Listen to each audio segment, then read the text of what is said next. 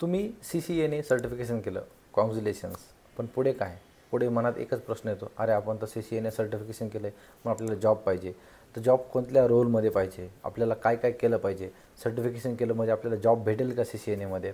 मग CCNAचे रोल्स पण माहीत नाहीत आणि काय. तर इन डिटेलमध्ये आपण आज डिस्कस करूयात CCNA म्हणजे काय, CCNAचं सर्टिफिकेशन केलं म्हणजे तुम्हाला कुठल्या जॉबमध्ये किंवा कुठल्या रोलमध्ये तुम्हाला जॉब भेटेल. रिसेंटलीच माझं एक म्हणजे आता नाव नाही घेत, अहिल्यानगरमधून एक मला करिअर गायडन्ससाठी मला कॉल आला आणि CCNA सर्टिफिकेशन झालं आहे.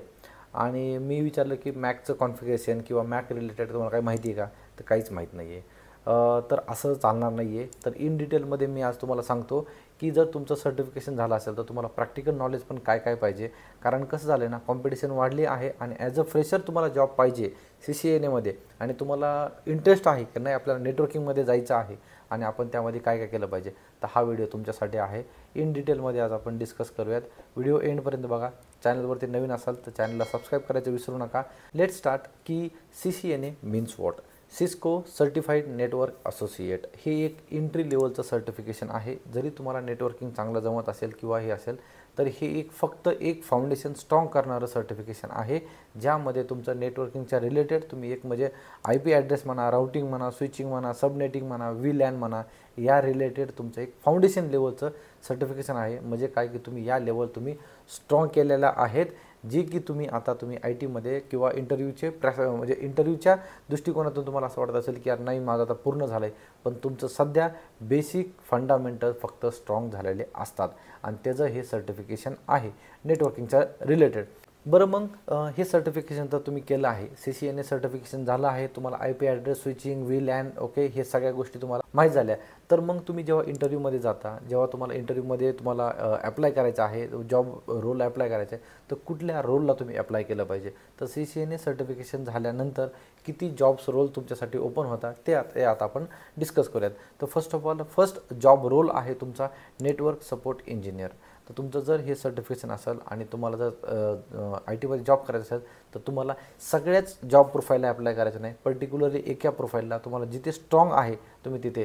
तर त्यामध्ये सगळ्यात एक आहे नेटवर्क सपोर्ट इंजिनियर म्हणून. Okay, technical support engineer, NOC engineer म्हणजे काय, नेटवर्क ऑपरेशन सेंटर, हे एक प्रोफाईल आहे, जे चांगल्या प्रोफाईल आहेत आणि ते चांगले पॅकेजेस पण भेटतात.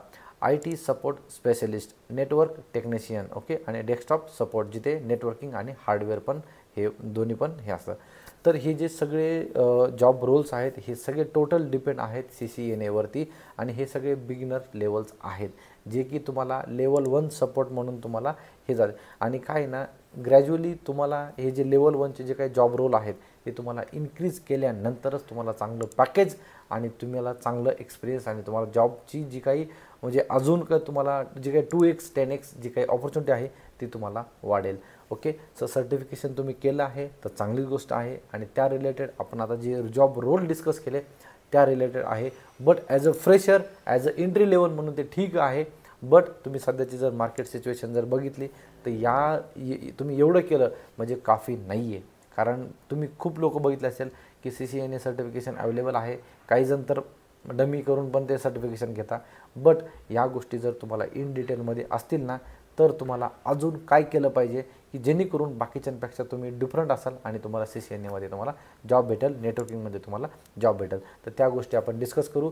CCNAसोबत तुमचं प्रॅक्टिकल नॉलेज प्लस तुमचं सर्टिफिकेशन आणि अजून ॲडव्हान्समध्ये तुम्ही काय केलं पाहिजे जेणेकरून तुम्हाला CCNAमध्ये जॉब भेटेल. सगळ्यात इम्पॉर्टंट जे सध्या ॲडमिन लेवलला किंवा नेटवर्किंगमध्ये जे काम करता, जे वर्किंग आहे त्यांच्यासोबत कनेक्ट करा. सगळ्यात इम्पॉर्टंट एक आहे की hands on experience in lab. तर हा जो एक्सपिरियन्स आहे ना तो तुम्हाला, कारण काय ना कुठली सिच्युएशन कधी काय येईल किंवा अंडर टास्कच्या ह्याला काम करावं लागतं.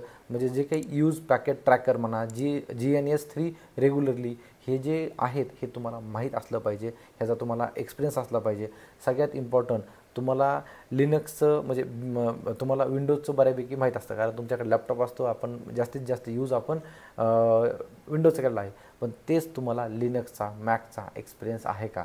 कारण असं आपण बोलू शकत नाही की मला विंडोजचा एक्सपिरियन्स आहे आणि एखाद्या कंपनीमध्ये तुम्हाला जर काही मॅकचं तिकीट रेस झालं किंवा लिनक्सचं तिकीट रेस झालं, मग तुम्हाला त्याचे बेसिक तुम्हाला काही माहिती आहे का, त्याच्या काही कमांड माहिती आहेत का? तर या गोष्टी पण खूप मॅटर करतात. तर या गोष्टी पण तुम्हाला आल्या पाहिजे आणि इंटरव्ह्यूमध्ये तेच विचारता जे तुम्हाला येतं ते नाही, जे तुम्हाला येत नाही आहे किंवा त्यांना जे रिक्वायरमेंट आहे त्या रिलेटेड तुम्हाला विचारतं. आता असं पण झालं आहे क्लाउड बेसिस, म्हणजे क्लाउड बेसिक तुम्हाला हे विचारलं जातंच इंटरव्ह्यूमध्ये. जर तुम्ही नेटवर्किंग म्हणा किंवा CCNA सर्टिफिकेट झालं असेल तुम्हाला, तर क्लाउडच्या रिलेटेड पण तुम्हाला थोडंसं विचारलं जातं. AWS म्हणा, Azure म्हणा, GCP फंडामेंटल्स म्हणा, ह्या रिलेटेड पण तुम्हाला थोडंसं विचारलं जातं. तर तुम्हाला या गोष्टी पण तुम्हाला कन्सिडर करावं लागतील तुमच्या रोलमध्ये किंवा जॉबमध्ये. ओके, त्यानंतर नेटवर्क सिक्युरिटी कन्सेप्ट्स ह्या पण तुम्हाला आल्या पाहिजे. बेसिक स्क्रिप्टिंग आलं पाहिजे तुम्हाला, जसं की बॅश, ओके, पायथन, बॅश वगैरे या गोष्टी पण तुम्हाला आल्या पाहिजे. तर हे सगळं आलं ना, आणि तुम्ही जर एकदा बेसिक ट्रबलिंग आणि कॉन्फिगरेशनच्या रिलेटेड जर तुम्हाला हे जमलं, तर तुम्ही इझिली इंटरव्ह्यू क्रॅक करू शकता नेटवर्किंगमधले ज्या पण आहेत. सो तुम्ही CCNA सर्टिफिकेशन केलं, अतिउत्तम.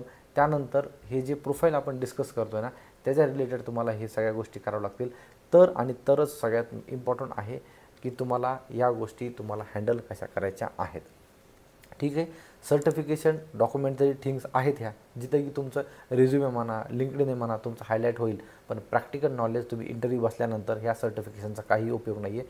प्रॅक्टिकल नॉलेज तुम्हाला एक्सप्लेन करायचं आहे. तर CCNAमध्ये तुम्ही करू शकता, सर्टिफिकेशन करू शकता. त्यानंतर जे पण आपण प्रोफाईल डिस्कस केल्यात त्या प्रोफाईलच्या सिस्टीम ॲडमिनिस्ट्रेटर म्हणा किंवा नेटवर्क इंजिनियर म्हणा किंवा हे L1चे जे पण जॉब आहेत, ओके, L1 सपोर्टचे, ते तुम्ही करू शकता. तुम्हाला चांगलं पॅकेज पण भेटेल आणि हे पण आहे. ॲज अ फ्रेशर्स थोडंसं मुश्किल आहे, कारण हे सांगतो की कुठल्याही कंपनीजमध्ये ह्यांचे जे काही जॉब प्रोफाईल आहे त्या कमी असतात. जे डेव्हलपर, टेस्टर, ज्या डेव्हलपमेंट टीम आहेत त्यांच्यापेक्षा नेटवर्किंगची जी टीम आहे, ॲडमिनची टीम आहे, ती जरा छोटी असते. ओके, म्हणजे कंपॅरिझन सांगतो मी. मोठ्या मोठ्या कंपनीजमध्ये, MNCमध्ये खूप मोठ्या टीम असतात. मिड स्केलमध्ये ह्या टीम जी आहे त्यांची साईज आहे ती थोडीशी कमी असते, म्हणजे त्यांचे जॉब रोल्स कमी आहेत. ओके, हे एक अंडरस्टँड करूनच ठेवायचं आहे. त्यानंतर तुमचं रिझ्युमे, लिंक्डइन आणि तुमचे जॉब सर्च स्ट्रॅटर्जी ही खूप इम्पॉर्टंट आहे. त्यामध्ये तुमचं सर्टिफिकेशन डिटेल्स ॲड करा. रिझ्युमेवरती, लिंक्डइनवरती, नोकरीवरती जे पण काय प्लॅटफॉर्म आहे त्यावरती प्रॉपर हे करा. हँड्स ऑन जे काही तुमचे प्रोजेक्ट्स आहेत, कॉन्फिगरेशन म्हणा, VLAN म्हणा, ह्या सगळं आलं पाहिजे. सिस्को पॅकेट ट्रेसर जे कुठले तुम्ही यूज केले ते पण सगळं आलं पाहिजे.